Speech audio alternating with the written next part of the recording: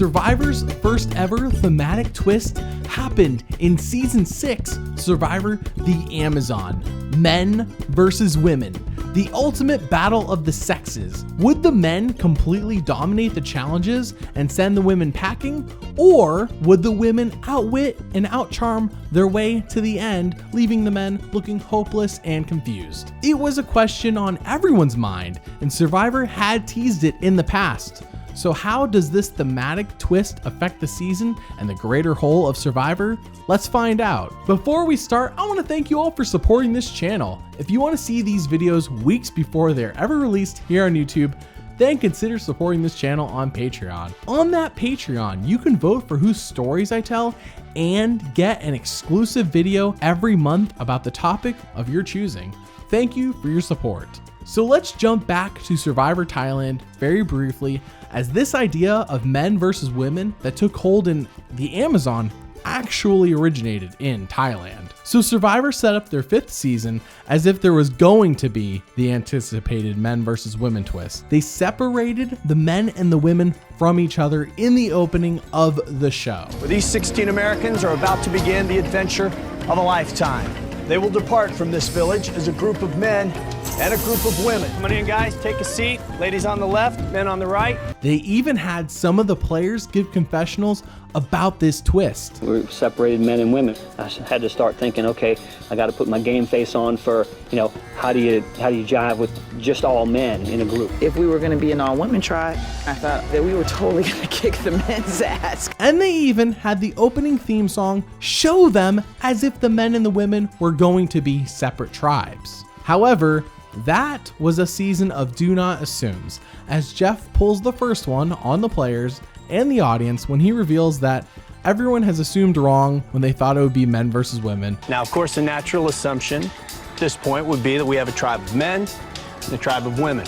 That assumption, of course, would be wrong. And will be instead picking their own tribes.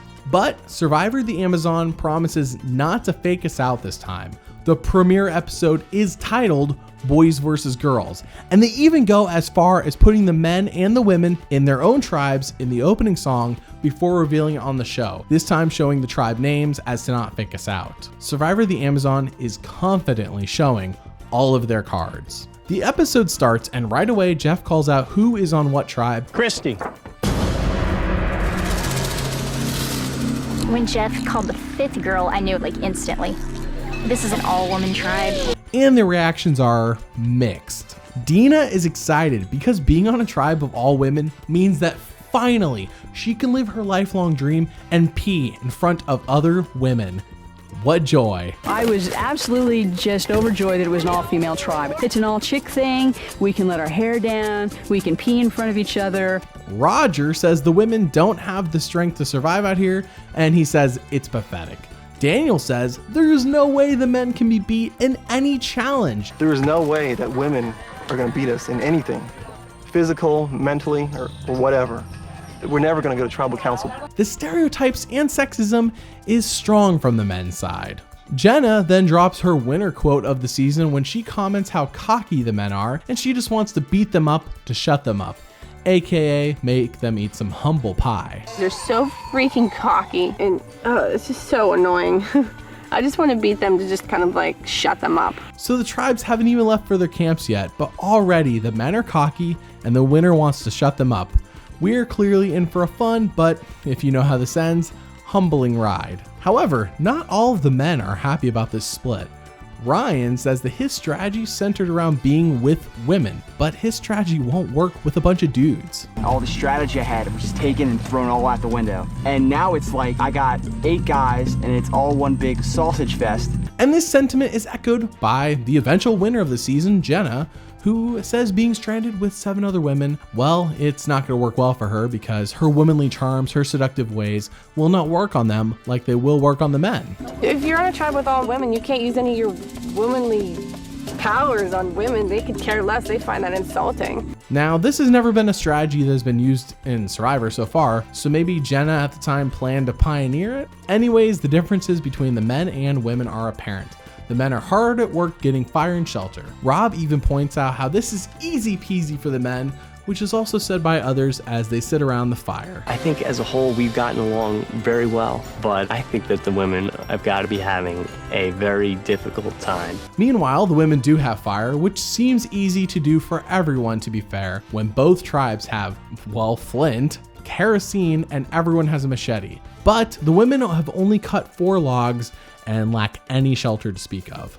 It took us 5 or 6 hours to get the fire really going. And by the time it got pitch black, we had really only cut 4 logs. But all we did was a major bag fest on the boy team for most of the night. The next day, the men are feeling very confident about what they have put together. Alex thinks Home and Garden might even feature them. We built an interesting, we're calling it our postmodern survival shelter. I'm really relatively sure Home and Garden is gonna come and shoot us later. Ryan finds it hard to believe the girls are having success at all. And Matt thinks, well, women just can't dismantle the jungle like the men can. Can't imagine them actually dismantling the jungle like we have and actually building shelter. And Rob caps all of this off. I see them all crying and panicking, trying to build a cell phone so they could call their boyfriends to come over and help them build the shelter. We then cut to the women not getting anything done, and a lot of them are just standing around. Jean says, this is embarrassing. We look disorganized and we're not functioning well. And considering the group we have, it's embarrassing, I think. This is made even worse when we find out that the women have been taking the time to boil their buffs and clothes to make them clean. So we boiled our buffs, we boiled underwear that wasn't clean. Underwear needs to be clean. I think is a priority. Now that all the hard work is done, the men start asking their magic 8-ball that Rob brought as his luxury item if they will all get to hook up with each of the women from the other tribe. Boy Ryan, gonna get a little something from young Jenna? Yeah, that's that. Nope. Most likely. Nice, yo. Cut to the women who are out working, and what do you know? They catch the first fish of the season. It's a tiny fish, and I do mean tiny. We did catch a little fish, and he was about this big. And we were proud. The night before, Rob had claimed the women wouldn't be able to catch anything since the men have expert fishermen and haven't caught anything. And especially they're not going to catch any fish. We've got expert fishermen out there and we haven't caught anything yet. But yet, the women proved this wrong. Well, a little bit wrong, but wrong nonetheless. It's finally time for the immunity challenge, the first one, and Jeff takes this opportunity to check in with both tribes, and the men claim, yeah, they've caught plenty of fish. Been out trying to fish yet? Oh yeah, plenty of fish. Yeah, that's right. Yeah. Really? Yeah, plenty of fish. Spoiler alert, they haven't caught anything, which the women don't believe. The women then say how they have eaten fish and the men don't believe them. What's going on with you guys? We got fish. Yeah. We ate them this morning. Guys, you buying that? No, not at all. No way.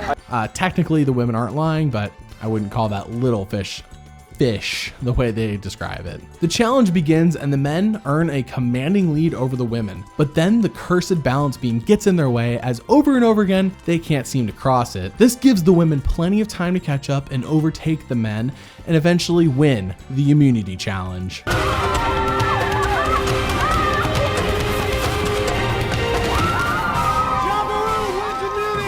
The shoe is on the other foot now as the women feel very confident and the men feel defeated, as they should. I think we went into it maybe a little cocky.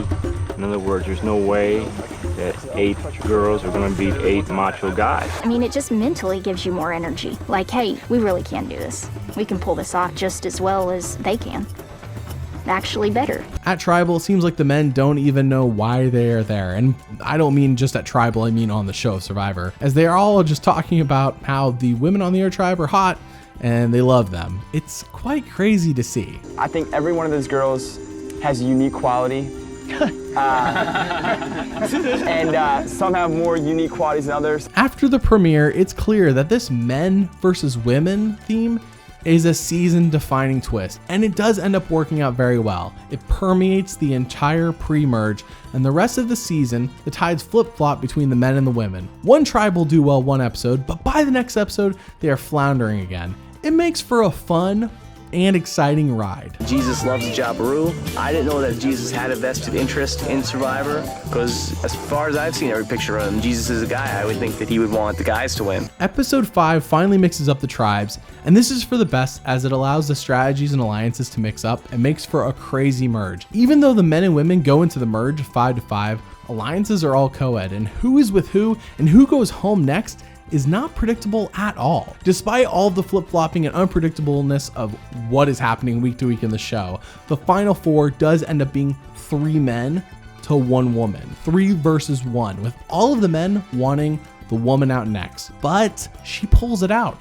She survives and wins immunity back-to-back times and eliminates Butch and Rob, leaving just Matthew in the final 2. And Matthew is what Rob refers to as a possible alien, so this is probably her best choice. If he ever goes to Asia, or if he ever returns to the planet that he came from, that he said I can borrow it and go out cruising for chicks. She wins 6-1, which fulfills her season opening statement about wanting to kick the men's butt just to shut them up, and also humbles all the men who thought that the men would dominate this season and the women didn't stand a chance. The winner of Survivor Amazon.